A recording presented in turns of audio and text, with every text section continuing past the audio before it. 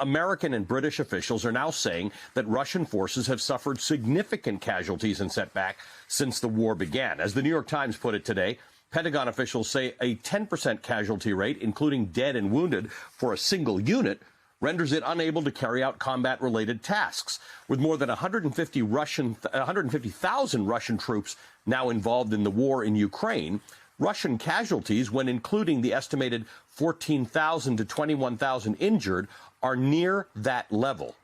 Joining us now is one of the people bylined on that report. Eric Schmidt is a senior writer covering terrorism and national security for the New York Times. Eric, thank you for being with us. First of all, help me understand the differing claims of the number of soldiers who have died. We get claims from the Ukrainians that are higher than what this estimate that you're reporting on is. How do we determine the accuracy of what the U.S. Intelligence community is saying, that it's somewhere around 7,000 troops in the first 3 weeks of fighting?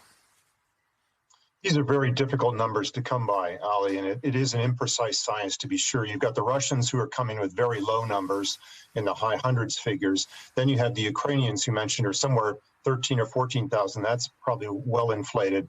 The Pentagon is looking at those numbers. They look at other social media claims. They're also looking at battle damage assessment. That's the military term for looking at the damage done to tanks, to armored vehicles, other things that troops are in, and basically estimating by the number of troops they know are in these different vehicles, and then extrapolating from that. That will help estimate as well. But even Pentagon officials say the 7,000 figure, while conservative, is an imprecise one, and they're searching for better ways to get a better handle on it. But that is the number that they're going with right now, and it is, as you said in your opening report, quite staggering. It is staggering. We've also heard that between 3 and 4 generals have been killed. An investigation into one of them is whether or not they were using an unsecured cell phone or a radio that allowed them to be geo-targeted. These kind of losses are the one thing that U.S. intelligence, which was otherwise very accurate about before this invasion, the one thing they were off on was the speed with which Russia would be able to overtake Ukraine. That is, it's just unfolding unlike anything anyone expected.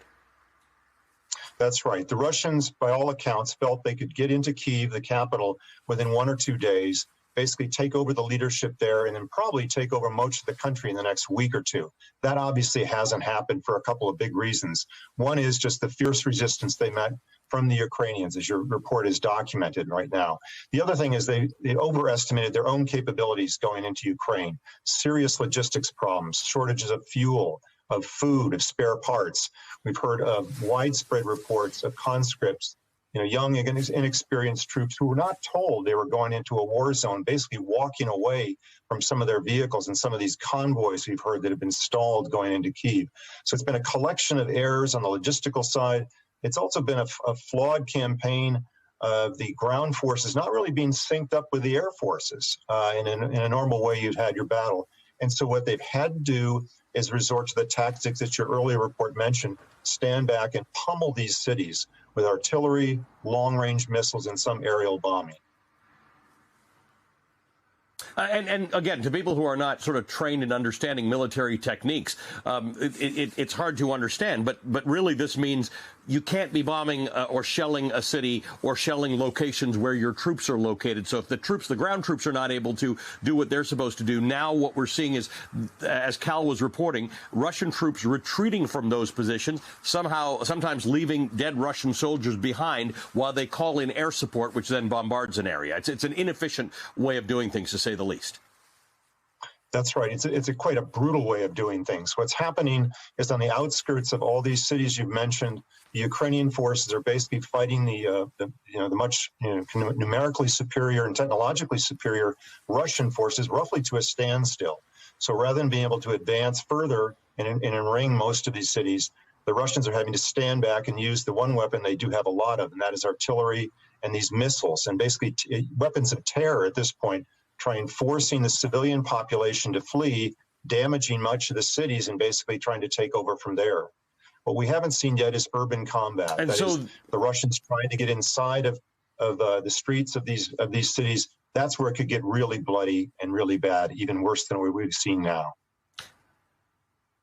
In the few instances where we have seen that, however, it seems initially the Ukrainians seem to have an advantage in places like Kyiv, where they have sort of retreated to areas that they control inside the city to draw Russians in. It seems to result in some confusion, obviously, because the Russian soldiers don't know the landscape. They don't know the territory as well. So that becomes advantage Ukrainian forces.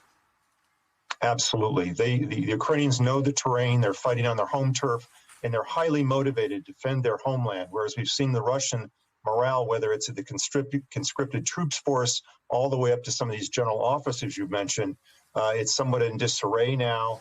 Morale is bad. They're not really fighting for a cause they believe in, whereas the Ukrainians, rallied by President Zelensky, are fighting hard, unexpectedly hard, and hanging in there. Again, we'll see how long this can last, though, because, again, the Russian military, one of the strongest in the world, going up against Ukraine now, it's a tough fight all the way around.